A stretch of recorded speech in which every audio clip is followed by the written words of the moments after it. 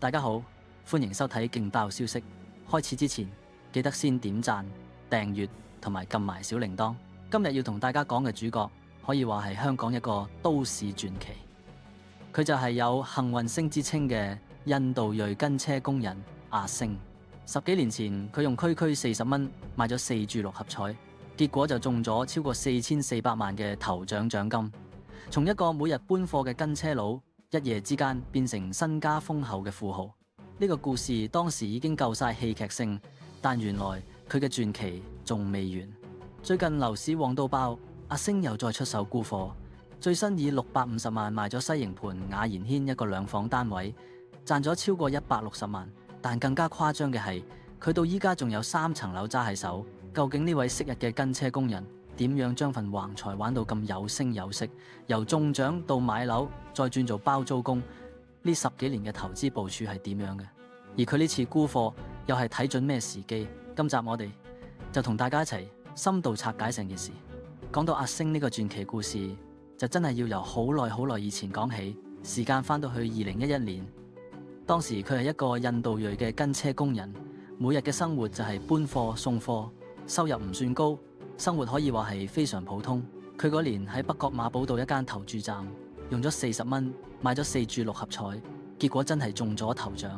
而嗰一期嘅頭獎獎金總額超過1億，佢同另外2個幸運兒，每人各自瓜分到超過4400萬嘅獎金。呢件事喺當年引起咗極大嘅轟動，因為大家都冇諗過一個扎根喺低下階層嘅少數族裔勞工，竟然會用咁少嘅成本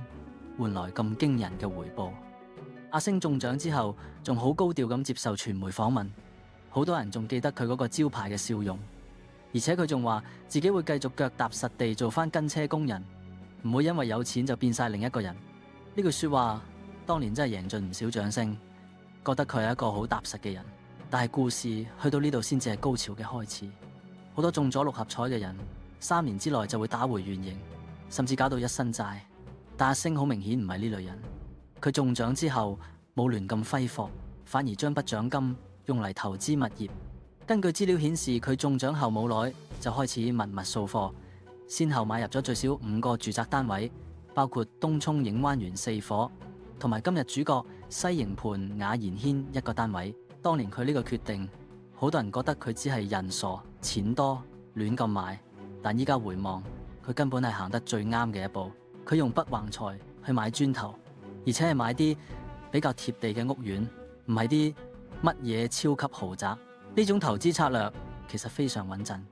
因為呢啲單位就算市道差，都仲有租務需求，好適合收租。阿星佢真係由一個跟車工人搖身一變，成為一個專業嘅包租公，每個月淨係收租都收到手軟，生活可以話係無憂無慮。今次阿星沽出嘅單位就係位於西營盤嘅雅賢軒低層 B 室。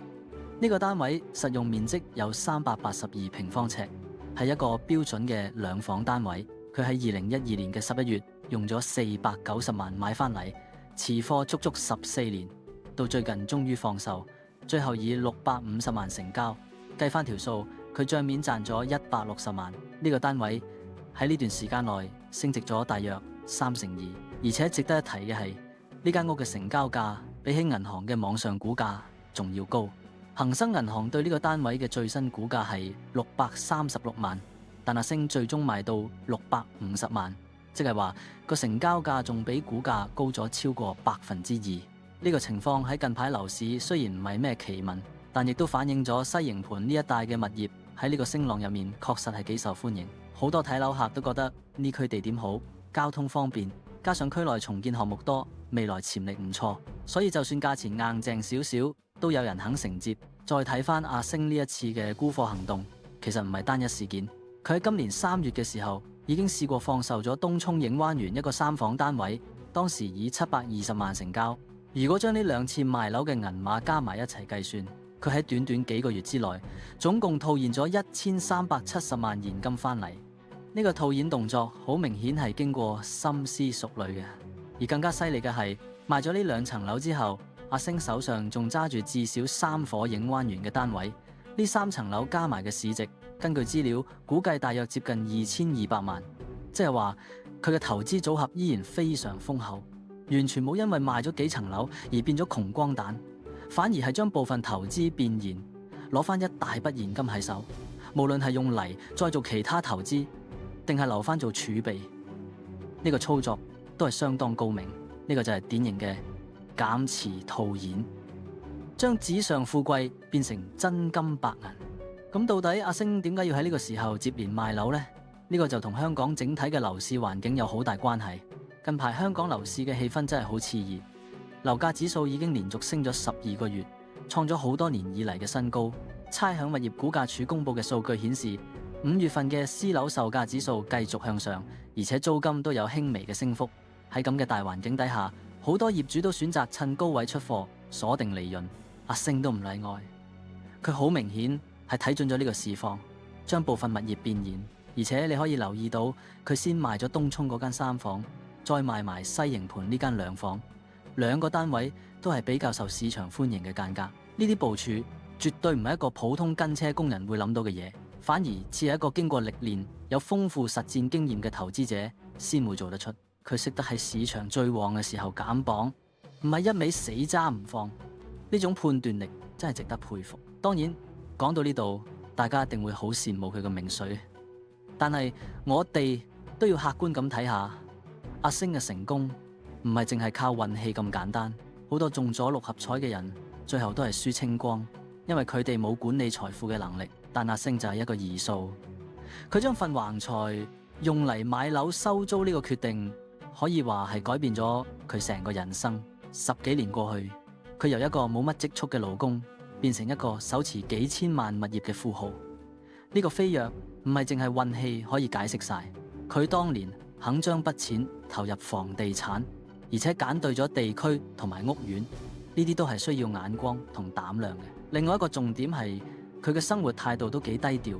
冇因為突然有錢就亂咁使，冇買名車，冇投資啲奇怪嘅生意，就係專心做收租佬。呢份克制同紀律，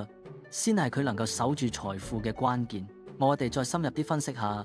阿星手上仲揸住嘅嗰3伙影灣園單位。影灣園係東涌一個大型私人屋苑，當年佢買入嘅價格應該係相對較低。經過咁多年嘅樓市升浪，呢幾個單位嘅價值已經翻咗唔少，以每個單位市值大約700幾萬去計，佢手上呢批貨嘅總值非常可觀。而且呢類大型屋苑嘅租務市場一向活躍，東涌又有機場同埋航天城等基建帶動，未來嘅升值潛力依然被睇好。阿星唔將呢啲單位一次過清倉，而係留低3伙繼續收租。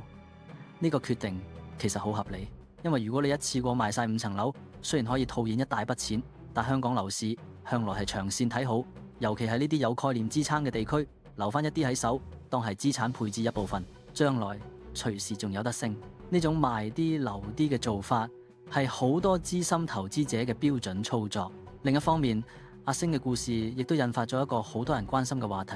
就係香港樓市到底係咪已經到咗頂？有啲人覺得連阿星呢啲老手都開始出貨，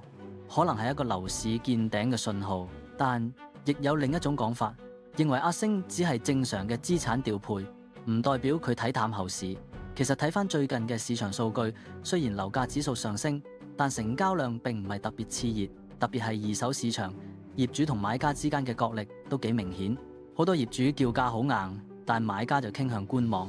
或者只係好實啲低水盤先肯出手。阿星可以喺呢個環境下成功沽貨，而且價錢仲賣得比股價高，證明佢嘅單位條件好，或者係佢嘅議價策略做得唔錯。佢呢次賣樓可能只係佢個人理財規劃嘅一部分，未必同宏觀市況有直接關係。從另一個角度睇，阿星呢個傳奇亦都反映出香港社會嘅一種特殊現象。香港好多人一世嘅夢想就係上車買樓，但樓價長期高企，令到好多後生仔望門輕嘆。阿星嘅故事就好似一個童話咁，講述一個低下階層嘅人點樣透過一次超級好運，然後用理性嘅投資去徹底改變命運。呢個故事入面既有運氣嘅成分，亦有智慧嘅體現。佢嘅經歷俾到好多人一個啟發，就係就算你出身平凡，只要揸到機會，加上謹慎嘅部署，都有機會逆轉人生。當然，六合彩頭獎呢啲嘢真係可遇不可求，但阿星嘅投資心態，相信係好值得大家參考嘅。佢識得將橫財轉化成長期資產，而唔係即時消費，呢個先係佢成功嘅核心。另外仲有一個好得意嘅細節，就係阿星當年用公司名義去持有呢堆物業。根據資料，佢係以創盛置業有限公司嘅名義去登記做業主，而呢間公司嘅董事同股東就係佢本人。用公司名義買樓喺稅務同資產管理上都係一個好常見嘅做法。咁做可以更加靈活咁處理物業，例如將公司股份轉讓，就可以避開一啲物業買賣嘅印花稅。尤其係如果有諗住將來成批咁轉售或者做遺產規劃，公司持有會方便好多。呢個做法再一次證明阿星絕對唔係一個只係識得用死力嘅跟車工人，佢背後好可能揾咗專業嘅會計師或者律師去幫佢打理資產，先至會有咁周全嘅安排。所以話佢嘅成功絕對唔係得個好彩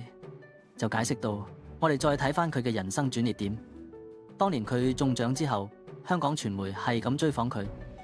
佢亦都大方分享自己嘅經歷，由一個籍籍無名嘅基層勞工變成全城話題嘅六合彩之星。呢個身份轉變壓力一定好大，但佢頂住咗，